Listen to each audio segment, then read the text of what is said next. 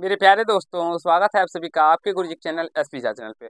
और आज आप लोग सीखने जा रहे हैं मेरे प्यारे दोस्तों ये 5 के 1 नंबर प्रश्नों को। आप सभी जानते हैं जो मैं आप लोगों को डॉक्टर कैसे Sinha class 10th math solution करवाता हूं और जिसमें हम लोग चैप्टर 3.3 को सॉल्व कर रहे हैं।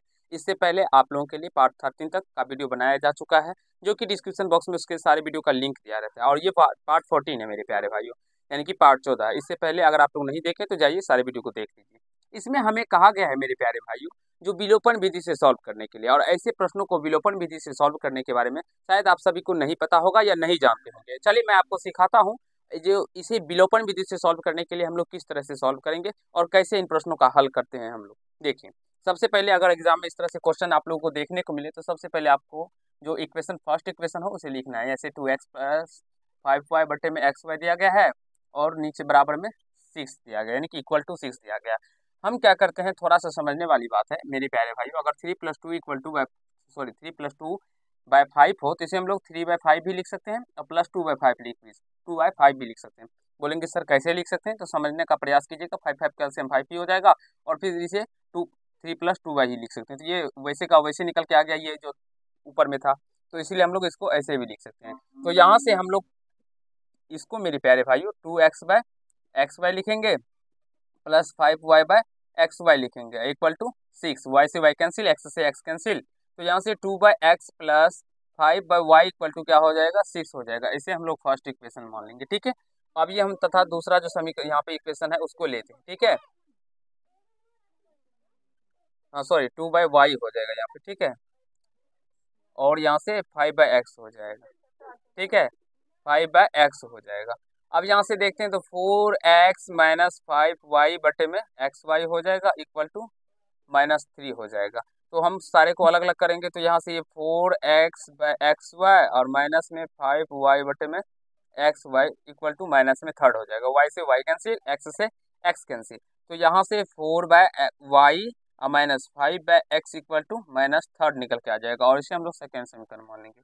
मेरे प्यारे दोस्तों, मुझे नहीं लगता है जो यहाँ तक आप सभी को समझने में कहीं से कोई दिक्कत या समस्या या आपत्ति हुआ होगा। आप सभी यहाँ तक एक बार बेहतरीन तरीके से समझ पा रहे होंगे और सारे कंसेप्ट को सीख पा रहे होंगे मेरे प्यारे दोस्तों, जैसा कि मुझे लग रहा है। चलिए अब आगे के सॉल्व करते हैं। तो यहाँ से सबसे पहले मैंने आपको बताया था पीछे के पार्ट्सों में भी, जो जब कभी भी इस तरह से कंडीशन समीकरण इक्वेशन आ जाता है तो इसको कैसे सॉल्व करते हैं। तो सबसे पहले हम लोग मान लेंगे, माना कि 1/y इक्वल टू a एवं 1/x इक्वल टू बी है। हमने क्या माना कि 1/y इक्वल टू ए एवं 1/x इक्वल टू बी है।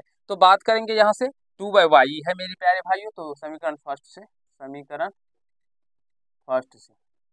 तो 2/y है तो इसको हम लोग क्या लिख सकते हैं, तो 2a हो जाएगा। कैसे, तो थोड़ा सा समझने का बात कीजिएगा। 2/y 2/y है, तो इसे हम लिखेंगे 2 गुना 1/y।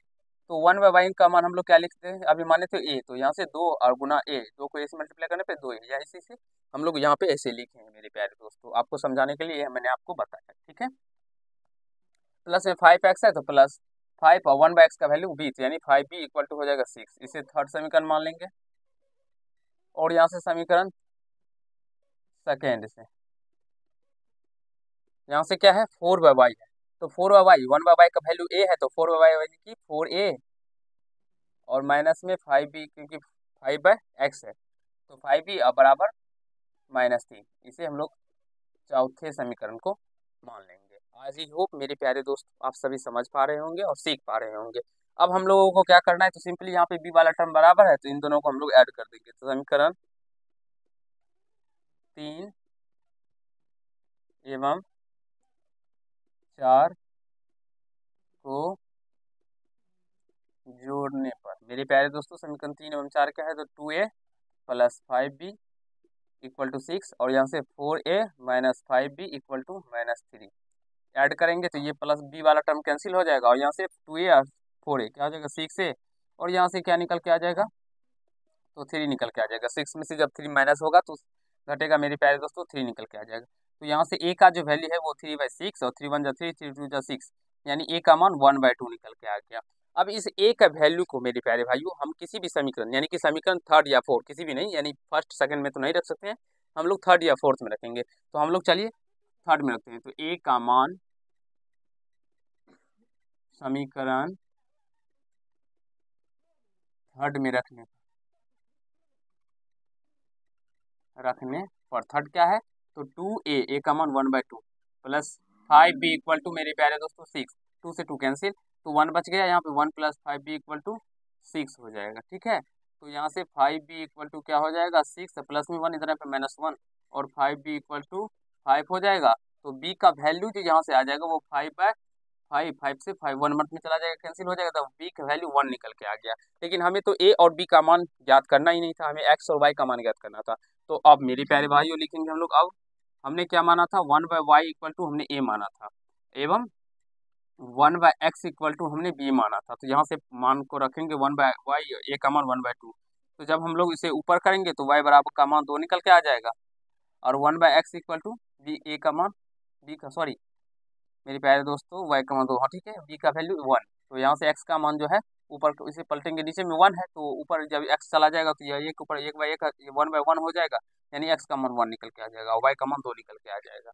आई होप आप सभी समझ पा रहे होंगे। ठीक है बाबू, हम सब आंसर सही है। आज सभी मेरे प्यारे दोस्तों समझ पा रहे होंगे, सीख पा रहे होंगे, और आप सभी को यहाँ तक समझने में कहीं से कोई कठिनाइयों का सामना नहीं करना पड़ा होगा। मेरे प्यारे दोस्तों, आशा है जितने भी पार्ट्स आप लोगों के लिए बनाए जाते हैं वो सारे पार्ट्स को आप लोग बारीकी से और सारे कंसेप्टों को देख रहे होंगे और सीख रहे होंगे, और नहीं देखते हैं तो बहुत गलत करते हैं। मेरे प्यारे दोस्तों, अगर आप लोगों को मोक्ष की प्राप्ति करना है तो फिर आप लोगों को अपने गुरु जी के साथ मैथ पढ़ना होगा, तभी आपको गणित में यानी कि मैथ में मोक्ष की प्राप्ति होगी। तो मेरे प्यारे दोस्तों, अपने गुरु जी के साथ पढ़िए और मैथ को कंसेप्ट को क्लियर कीजिए पूरे अच्छे तरीके से। चलिए आज के पार्ट में इतना ही करते हैं, नेक्स्ट पार्ट में हम लोग क्वेश्चन नंबर 5 के दूसरे नंबर को सॉल्व करेंगे, और सारे प्रश्नों का जो कंसेप्ट होगा मेरे प्यारे भाइयों, सारे प्रश्नों का कंसेप्ट भी सिखाऊंगा अच्छे तरीके से, और आप लोग को समझाने का प्रयास भी करूंगा। चलिए आज के पार्ट में इतना ही करते हैं। अगर आप लोग को ये पार्ट अच्छा लगा हो तो वीडियो को लाइक कर दीजिएगा, कैसा लगा ये कमेंट कीजिएगा, और यदि चैनल पर नहीं हो तो चैनल को सब्सक्राइब करके बेल आइकन को प्रेस कर दीजिएगा, जिससे मेरे हर एक वीडियो का नोटिफिकेशन आप तक पहुंचता है। धन्यवाद।